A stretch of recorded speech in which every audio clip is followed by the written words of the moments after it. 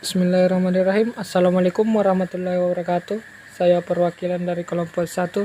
Saya akan menjelaskan mengenai memahami tentang konsep sistem operasi.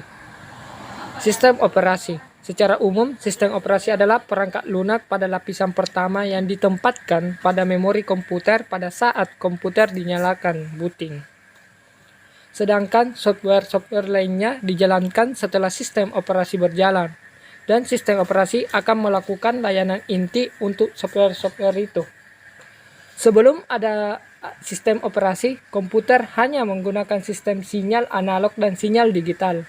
Seiring dengan berkembangnya pengetahuan dan teknologi, pada saat ini terdapat berbagai sistem operasi dengan keunggulannya masing-masing. Sistem operasi mempunyai penjadwalan yang sistematis mencakup perhitungan menggunakan memori, prosesan data, penyimpanan data, dan sumber lainnya.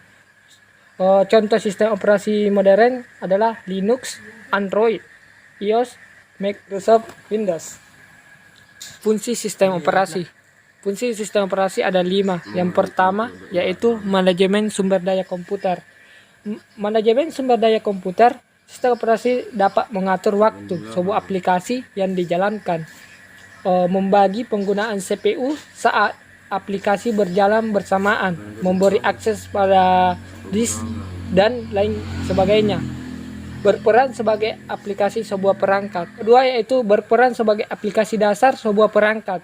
Sistem operasi merupakan dasar dari pembentukan program yang ada pada sebuah perangkat. Bisa dikatakan ini merupakan bagian vital yang mengatur sebuah hal yang dibutuhkan untuk menjalankan fungsi sebuah perangkat. Yang ketiga yaitu menghubungkan hardware. Sistem operasi berperan dalam mengordinasikan sebuah perangkat yang saling berhubung pada zat-zat dalam waktu yang bersamaan, seperti penyimpanan internal, mouse, speaker, dan CPU. Yang keempat yaitu mengoptimalkan fungsi sebuah perangkat. Mengoptimalkan fungsi sebuah perangkat atau sistem operasi mampu mengoptimalkan kinerja dari sebuah perangkat keras maupun lunak. Sistem tersebut mengatur serta mengendalikan hubungan antara perangkat keras dan lunak agar bisa saling bekerja sama dengan baik. Mengatur sistem kerja perangkat. Sistem operasi mengatur serta mengontrol sebuah fungsi perangkat keras yang digunakan, mulai dari CPU, hard disk, memori, dan lain sebagainya. Tentunya dengan adanya sistem operasi, seluruh perangkat bisa saling bersinergi dan membentuk kesatuan untuk memaksimalkan sebuah perangkat. Selanjutnya ada jenis sistem operasi komputer. Ada beberapa jenis sistem operasi komputer yang cukup terkenal. Berikut beberapa jenis sistem operasi yang dijalankan komputer. Jenis-jenis sistem operasi komputer, yang pertama yaitu sistem operasi stand-alone. Pada sistem operasi stand-alone dapat digunakan oleh single user maupun multi user. Sistem operasi ini juga memiliki fitur-fitur yang cukup lengkap dan dapat berdiri sendiri. Contoh sistem operasi stand-alone adalah Microsoft Windows, Linux, dan Mac OS. Yang kedua yaitu sistem operasi Live CD. Live CD hanya membutuhkan perangkat CD atau DVD ROM tanpa perlu menginstal secara permanen di komputer untuk menjalankannya. Sistem operasi ini sangat ringan karena ukurannya yang cukup kecil. Tetapi sistem operasi Live CD ini tidak memiliki banyak fitur dibandingkan sistem operasi stand-alone.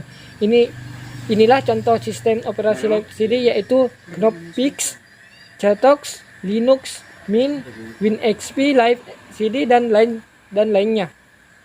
Yang ketiga yaitu sistem operasi embedded.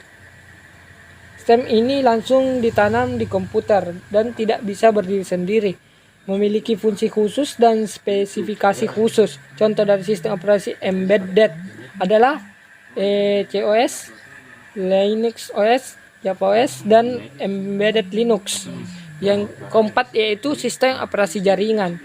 Sistem operasi jaringan atau sistem operasi jenis ini dibuat khusus untuk menangani keperluan jaringan komputer.